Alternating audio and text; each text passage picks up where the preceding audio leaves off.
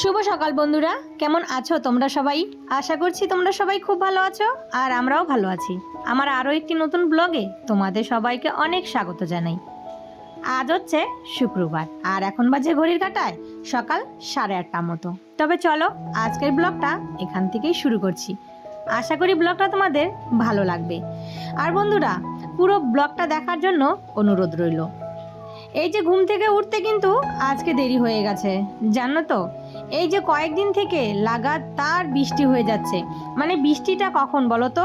ওই ভোরবেলার দিকে যখন ঘুম থেকে উঠবে তখনই কিন্তু এই যে বৃষ্টিটা শুরু হয়ে যায়। আর এই যে আজকে মানে আমি ইচ্ছে করে একটু দেরি করে উঠেছি। কেন বলো তো? এই যে যখন বৃষ্টিটা হয় না, ঘুম থেকে না উঠতে ইচ্ছে হয় না, ওই একটা আলসি ভাব কিন্তু কাজ করে। সেই জন্য এই যে আমার ঘুম থেকে উঠে কাজের অনেকটাই লস হয়ে গেছে। কেন বলো তো? এই দেখো, ঘুম থেকে উঠে আজকে আর তাড়াহুড়ো করে চান করে পুজো দিতে পারিনি। তো এই যে সমস্ত বাসি কাজগুলো সেরে তারপর বাসি নাইটিটা ছেড়ে সোজা কিন্তু চলে এসেছি রান্নাঘরে। তার কারণ ওই যে রান্নাটা সারতে হবে, কেননা হাজব্যান্ডের টিফিন পাঠাতে হবে, তারপর ছেলে দুটোকে স্কুলে পাঠাতে হবে। আর যেই বৃষ্টি হচ্ছে, বৃষ্টি না থামলে কিন্তু ছেলেদেরকে স্কুলে পাঠাতে হবে, মানে পারবো না। রান্নাঘরে এসে সবার প্রথমে কিন্তু হাজব্যান্ডের টিফিনটা করেছি, জানো তো। টিফিনটা করে তারপর আজকে টিফিন পৌঁছতে নিজেই গিয়েছিলাম। আর বাইরে যখন বেরিয়েছি টিফিনটা পৌঁছে দিতে, এত পরিমাণে বৃষ্টি হচ্ছিল, ওই বৃষ্টির মধ্যে ভিজে ভিজে হাজব্যান্ডের টিফিনটা আমি পৌঁছে দিয়ে এসেছি। তারপর এই যে এসে রান্নাঘরে মানে এই যে রান্নার কাজে লেগে পড়েছি। ওইদিকে না ভাত আর একদিকে হচ্ছে ডাল বসিয়েছি, আর ওইদিকে আমার চাও কিন্তু খাওয়া হয়ে গেছে। তো এই যে একটু তাড়াতাড়ি উঠলে কিন্তু এই কাজগুলো তাড়াতাড়ি হয়ে যায়। কিন্তু এই যে একটা আলসি শরীরের, ওই যে বৃষ্টি হচ্ছিল, ভাবলাম যে একটু শুয়ে থাকি। ওই একটু শুতে গিয়েই আমার কাজে অনেকটাই লেট হয়ে গেল। তো ওইদিকে ছেলের জন্য একটা ডিম সেদ্ধ দিয়ে এসেছি ডালের মধ্যে।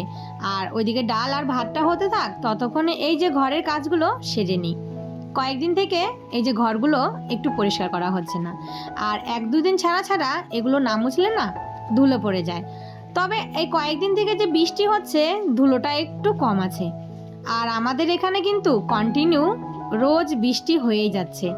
ওই যে ভোরবেলার দিকে বৃষ্টিটা আসে আর এই যে সকাল 7টা-8টা অবধি থাকে।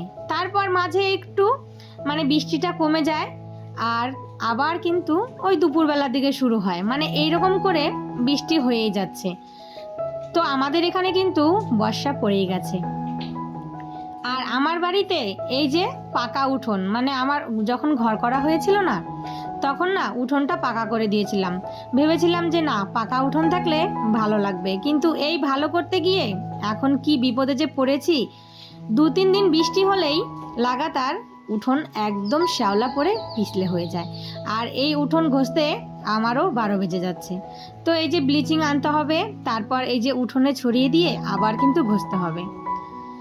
তো ওইদিকে দেখো, ওই ঘরের কাজগুলো সেরে তারপর এই যে সোজা চলে আসলাম রান্নাঘরে। এর মধ্যে কিন্তু রান্নাটা কমপ্লিট হয়ে গেছে। আর আজকে তেমন কিছু রান্না করিনি, তাই আর তোমাদের সঙ্গে কিছু শেয়ার করলাম না। কারণ আজকে না ঘরে একদমই মাছ ছিল না। আর ভাবলাম যে থাক, রোজই তো মাছ খাওয়া হয়, একদিন অন্তত বাদ যাক। তো এই করে আর হাজব্যান্ডকে বলিও নি, আর সেও তো সকালে চলে গেছে ডিউটিতে, সেও মাছ এনে দিয়ে যেতে পারেনি। কিন্তু ওই যে রাতের বেলা চলে আসবে আবার মাছ। তো এই যে এখন রান্নাঘরটা পরিষ্কার করে তারপর এই যে এখন ঘরটরগুলো একটু ঝাড় দিয়ে সোজা চলে যাব কিন্তু চান করতে। কিন্তু তার আগে কতগুলো জামা কাপড় যেন ভিজিয়ে রেখে এসেছি। তো ভাবলাম যে একটু হালকা যদি রোদ উঠে তো জামা কাপড়গুলো শুকিয়ে যাবে। তো জানি না রোদ উঠবে কি না, সেটা কিন্তু বলা যাচ্ছে না। চলে এসেছি চান করে ছাদে। আর এই যে বেড কাভারটা কালকে ধুয়ে দিইনি, তো বেড কাভারটা না আজকে এই যে কেচে দিলাম। আর ছাদটা জানো তো এত পিছলা হয়েছে, ওই যে বললাম না, এই যে ছাদ আর হচ্ছে বাড়ির উঠোনটা খুবই পিছলে হয়েছে। তো ছাদে এই যে জল জমে জমে শ্যাওলা পড়ে এত পিছলে হয়েছে। যাই হোক, এর মধ্যেই কাজ করতে হবে। আবার কিন্তু রোদ উঠলে এগুলো কিন্তু সব পরিষ্কার হয়ে যাবে। তো এই যে ছেলেদের স্কুলের ড্রেসগুলো ধুয়ে দিলাম। আর আকাশে কিন্তু পুরো মেঘ ভর্তি। তো এখন একটু বৃষ্টিটা কমেছে, না জানি কতক্ষণ এই বৃষ্টি কম থাকবে। আর এখন বর্ষা দিন, মানে এখনই কাপড় চোপড় মেলে দেবে, একটু পরেই আবার সেই কাপড় তুলতে কিন্তু তোমাকে দৌড়ে আসতে হবে। আমার হয়েছে তাই আজকে, জানো তো। কাপড় মেলে আমি কিন্তু ওই যে পুজো টুজো দিয়ে শুধু ঘরে গেছি, অমনি দেখি বৃষ্টি পড়ছে।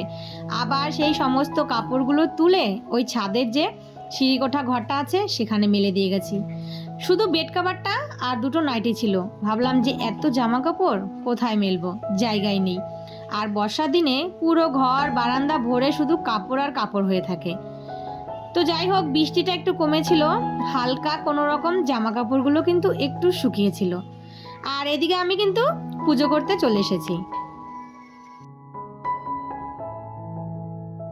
পুজো সেরে ঘরে এসে চুল টুল আঁচড়িয়ে মুখে একটু ক্রিম মেখে সিঁদুরটা পরে তারপর এই যে দেখো, কালকে জামা কাপড়গুলো ধুয়ে দিয়েছিলাম সেগুলো সমস্ত শুকিয়ে গেছে। আর এগুলো না সব এনে বিছানার উপরে, মানে ওই ঘরের বিছানার উপরে রেখে দিয়েছিলাম। তো ওই ঘরে তো কেউ শয় না, তার জন্য ওখানেই ছিল। আর এই যে এগুলো কিন্তু একটাও ভাঁজ করা হয়নি।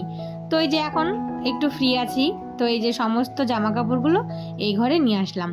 আর এগুলো এখন ভাঁজ করে সব গুছিয়ে রেখে দেবো। তো যে কয়েকটা ঘরের জামা কাপড় আছে তোলা, তো সেগুলো এখন আলমারিতে ঢুকিয়ে রেখে দেবো। এরপর অনেকটা সময় কেটে গেছে, এখন বাজে ওই বিকেল 6:30। তো ছেলে গেছিল 8-এ। তো ওখান থেকে ফেরার পথে না আমি একটু এই যে মার্কেটে ঢুকেছিলাম। তো ওখান থেকে 1 ডজন কলা নিলাম ছেলের জন্য। আর এটা হচ্ছে মালভোগ কলা। যাই হোক, ছেলে তো অন্য কিছু খেতে চায় না, তো একটু কলা ওকে জোর করে খাওয়াতে হয়। আর এই যে কলাটা পুরো 50 টাকা ডজন নিয়েছিল, মানে চেয়েছিল 80 টাকা, তো সেটা আমি 50 টাকা দিয়েছি। মানে সব সময় নেই তো, তার জন্যই 50 টাকায় দিয়ে দিয়েছে, না হলে কিন্তু দিত না। তো ওই যে কলা নিয়ে ফেরার পথে একটু মুদিখানার দোকানে গিয়েছিলাম। তো ওখান থেকে একটা এই যে বাসন মাজার স্পার্কেল আর হচ্ছে ছেলের জন্য এক প্যাকেট দুধ এনেছি। আর আমাদের এখানে না এই যে এইরকম দুধের প্যাকেটই আসে। তো এই দুধের প্যাকেটটা 25 টাকা নিয়েছে। তো এই যেখানে ফলগুলো সুন্দর করে গুছিয়ে রেখে দিচ্ছি। আর এই কলা না যত তাড়াতাড়ি না খাবে, একদিন গেলেই এগুলো কিন্তু কালো হয়ে যায়। তো এখান থেকে না দুটো কলা এই যে আমি ছেলেকে চামচ দিয়ে কেটে দিলাম। আর এইভাবে দুটো কলা দিয়েছি তো খেয়ে নেবে, যদি এমনি গোটা দিতাম তাহলে কিন্তু খেতে চেত না। তো যাই হোক, এইভাবে বাচ্চাদেরকে একটু বুদ্ধি করে খাওয়াতে হয়। আর এই যে দেখো, হাজবেন্ড নিয়ে এসেছে মাছ আর মাছের ডিম। আজকে মাছও কিন্তু পাইনি, ওই যে শেষবেলায় গিয়েছে, মাছ পাবে কোথা থেকে। তো যাই হোক, যেটুকু এনেছে ওটুকু দিয়ে একটু পেঁয়াজ দিয়ে কাঁচা লঙ্কা কুচি করে ভাজা করব। আর আমাদের বাড়িতে না মাছ ভাজা হলে গরম গরম পেঁয়াজ লঙ্কা দিয়ে আর সাথে একটু আলু সিদ্ধ দেবো, আর হচ্ছে ডাল ছিল। তো এটা হলেই কিন্তু খাওয়া হয়ে যাবে, আর কোনো কিছুর দরকার নেই। তো চলো বন্ধুরা, আজকের ভিডিওটা না এখানেই শেষ করব। তো সবাই ভালো থেকো, সুস্থ থেকো। আর আজকের ভিডিওটা কেমন হয়েছে অবশ্যই কিন্তু একটা কমেন্ট করে জানিও। আর আমার পরিবারে তোমরা যারা নতুন বন্ধুরা আসছো, তো প্লিজ আমার চ্যানেলটা সাবস্ক্রাইব করে আমার পাশে থেকো আর আমাকে একটু সাপোর্ট করো, যাতে আমিও একটু এগিয়ে যেতে পারি। তো আবারও দেখা হবে নতুন কোনো ভিডিওর সাথে।